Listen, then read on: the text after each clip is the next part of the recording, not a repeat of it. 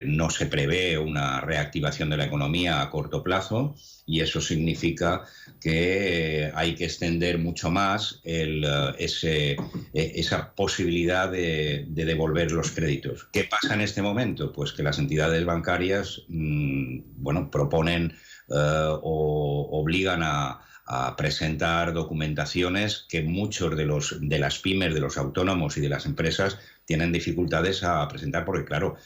después de 11 meses, 12 meses cerrados, no tienen músculo financiero como para poder acreditar la posibilidad de la devolución. Por eso solicitamos nosotros que el Banco de España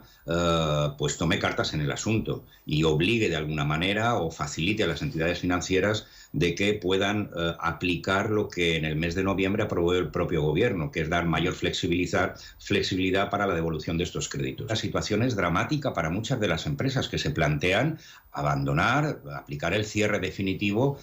con todas las consecuencias que eso conlleva. Entiendo como el gobierno de España, en lugar de aplicar ayudas directas para la liquidez de las empresas, pues permite que todos estos ERTEs en este momento se conviertan en ERES y tengan que hacer frente a partidas presupuestarias inmensas con respecto al desempleo.